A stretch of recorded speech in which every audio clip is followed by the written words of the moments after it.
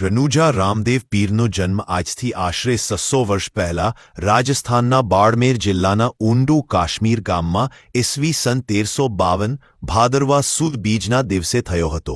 તેમની માતાનું નામ મીનળ દેવી અને પિતાનું નામ અજમલ રાય હતું. તેમના પિતા આ વિસ્તારના રાજા હતા. બાબા શ્રી રામદેવજી મહારાજ તનવર રાજપૂત કુળના રાજા હતા, જેઓને હિન્દુ ધર્મના લોકો ભગવાન શ્રી કૃષ્ણનો અવતાર માને છે. ઘણા લોકો તેમને ભગવાન વિષ્ણુનો અવતાર પણ માને છે.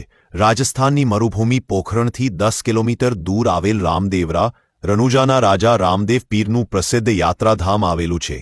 અહીં રામદેવ પીરની સમાધિ છે. રાજસ્થાન સમગ્ર ભારત અને વિદેશોમાં પણ રામદેવ પીરને કૃષ્ણ નકલંગજી કે કલ્કી અવતાર માનનાર અનેક ભક્તો છે. આજે પણ લાખોની સંખ્યામાં શ્રદ્ધાળુઓ ભક્તો તેમના મંદિરોમાં દર્શનાર્થે આવે છે. ખાસ કરીને રાજસ્થાન ને ગુજરાતમાં તેમના મંદિરો વધુ જોવા મળે છે અને આ બે રાજ્યોમાં તેમના ભક્તોની સંખ્યા પણ વધુ છે.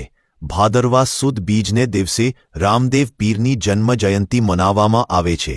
ઇતિહાસમાં તેના પુરાવાઓ છે કે મક્કાથી 5 મુસ્લિમ પીર બાબા રામદેવ પીરની ખ્યાતિ સાંભળી તેમની પરીક્ષા કરવા આવ્યા હતા.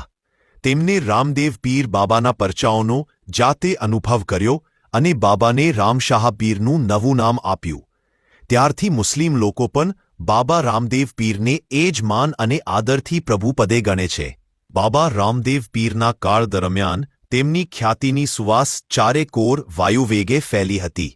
શ્રી રામદેવ પીર બાબા દરેક માનવી પછી તે ધનવાન હોય કે ગરીબ, ઉચ્ચ હોય કે નિમ્ન, બધાને સમાન ગણતા અને તેમના ભક્તોને પણ એવો જ બોધ આપતા. તેમના આ પૃથ્વી પરના નિયત કાર્યને અંતે બાબા શ્રી રામદેવ પીર મહારાજે 1459માં સમાધિ લીધી હતી.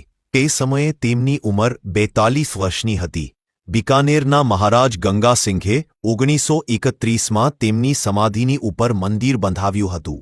બાબાના ભક્તો રામદેવ પીરને ચોખા, શ્રીફળ, ચૂરમું, ગુગળ ધૂપ અને કપડના ગોળા ચડાવે છે. તેમની સમાધિ રાજસ્થાનના રામદેવરા પાસે આવેલી છે.